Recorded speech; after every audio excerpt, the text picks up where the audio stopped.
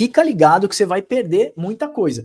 Nós vamos falar do selo de Deus, a marca da besta, a primeira ressurreição, a segunda ressurreição, a grande tribulação já está acontecendo, o reino de Deus já chegou entre nós. Então vamos lá, vamos começar aqui em cima. Lucas 17, 20 a 21. Não vem o reino de Deus com visível aparência. Jesus está falando, ele não vai vir aparentemente. Nem haverá anúncios, ei-lo aqui ou ei-lo lá, pois o reino de Deus já está entre vós. Jesus está mostrando que o reino chegou e ele é espiritual. Jesus não mostra que o reino não é de caráter material. Ele não está limitado a um lugar físico. Podemos considerá-lo espiritual e sendo também o reino da vida futura. Então, Jesus Cristo já reina e os santos também. Da onde você está tirando isso, Max? Apocalipse 4 e também 5, você vai ver. Vi tronos e nestes sentaram aqueles aos quais foi dada autoridade de julgar. Quando Jesus sobe ao céu, a Bíblia fala que ele expulsa Satanás, o acusador dos homens, e agora ele cai à terra e persegue a mulher no deserto, porque ele sabe que resta ali pouco tempo. Naquele momento, vi postos tronos e sentaram aqueles que têm direito de julgar. Ou seja, os homens que eram antigamente réus, agora eles se tornam juízes. Satanás, que era o réu, agora ele, que era juiz, agora ele se torna réu. Então quem está condenado agora? Satanás. Quem está agora reinando nos céus, sentado em tronos de glória, Apocalipse 4 e 5, você vai ver que são os santos de todas as gerações.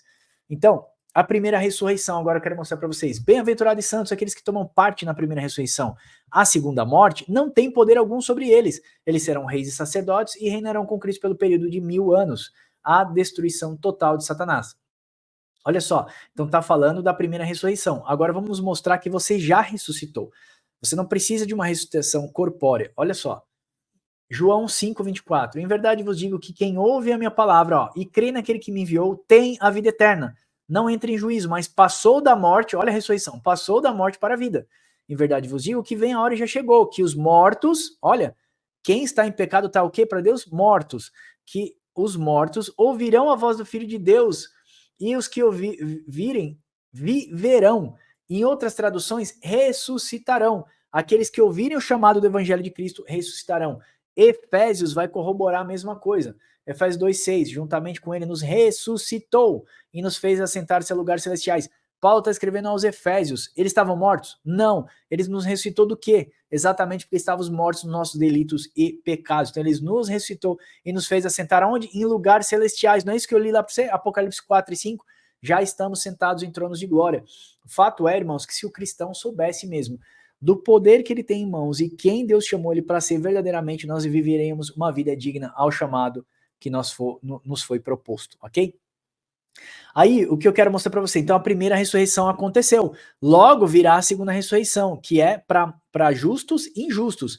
Todos ressuscitarão, não somente os injustos. Olha só, vi um grande trono branco e aquele que se assenta, cuja presença fugiram terra, céu, e não se achou lugar para eles. Vi também os mortos, os grandes e pequenos, postos em pé, diante do trono. Ou seja, todos, grandes e pequenos, mortos e vivos, todos. Então abriram-se os livros e ainda o livro da vida, que foi aberto. E os mortos foram julgados segundo cada um as suas obras, conforme se achava. Aquele que não foi achado escrito no livro da vida foi lançado no lago de fogo. Então o que a gente entende? Aqui tanto a igreja quanto os ímpios se comparecerão perante ao grande trono branco. Então a gente mostrou para você a primeira ressurreição, qual que é? A ressurreição espiritual. Quando você ouve o chamado do evangelho, você ressuscita para Deus. Agora Deus nos faz sentar em tronos de glória. E a segunda ressurreição corpórea, então, aquele que não foi achado no livro da vida foi lançado no lago de fogo. Então não tem uma ressurreição no final do milênio, quando as pessoas colocam, porque o milênio é o período de grande tribulação. Por que grande tribulação, Max? Não são os 7 anos finais de Daniel? Primeiro, grande pela sua extensão. As dores de parto estão aumentando com a proximidade do dia do Senhor. Então começa na primeira vinda de Cristo, os últimos dias, princípio de dores, as duas testemunhas, a grande apostasia, a ressurreição e aí o estado eterno de todas as coisas. Então grande tribulação, porque ela é grande em período. Então vocês vão ouvir falar de guerras, rumores de guerras, terremotos, pestes, fomes, mortes, mas isso é princípio de dores. Ok? Através da natureza eu vou dar sinais, Jesus falou. E o que a gente sabe? Guerra sempre houve, mas está intensificando. Terremoto sempre houve. Teve mais de 240, acho que só no último mês. Então aquilo que tinha 30 terremotos antigamente, agora é 240, né? Quase 210 terremotos a mais você tem no mês. Então você vai vendo a ampliação das dores de parto. A natureza geme. E a gente percebe que a grande tribulação não é porque é um período só de 7 anos, o inimigo quebra um acordo de paz de 3 anos e meio, depois persegue a igreja.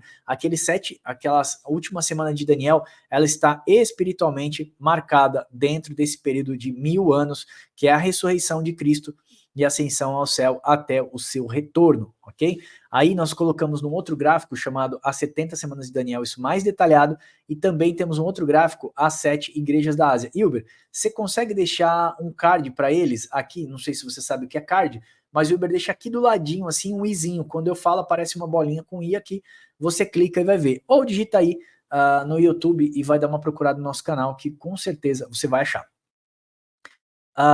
Dentro desse período dos 2000 anos, você vai ter o Cavaleiro Branco, que é o Evangelho de Cristo, que ele vem, bate nos pés da estátua, aquela pedra chamada rocha lançada, aquela pedra lançada sem auxílio de mãos, né? Ela destrói o reino dos homens espiritualmente, eu estou dizendo aqui, obviamente, tá? E ele se torna em um monte, e esse monte enche toda a terra. Então nós acreditamos que o Cavalo Branco saiu vencendo e para vencer. Ele tinha um arco, mas ele não tinha flecha, exatamente porque Salmos vai mostrar que nós somos as flechas. Então Deus enviou, através da grande comissão, o cavalo branco mostra sempre santidade, né? E Deus enviou a grande comissão para que agora vá e dê frutos. Por isso que quando essa pedra que é Cristo bate no pés da estátua, ele se torna no Monte Sião, e o Monte Sião enche toda a terra. O que é o Monte Sião, senão a igreja, a Assembleia dos Santos? Da onde você tirou isso, Max? Diversos versos, mas para a gente ganhar tempo eu vou ler só Hebreus 12, 22. Mas chegastes ao Monte Sião, à cidade do Deus vivo, à Jerusalém celestial e a muitos milhares de anjos, à universal assembleia e à igreja dos primogênitos que estão escritos no céu. Ou seja, o autor de Hebreus está comparando a igreja, a Assembleia dos Santos, com o Monte Sião, de onde provém as promessas de Deus.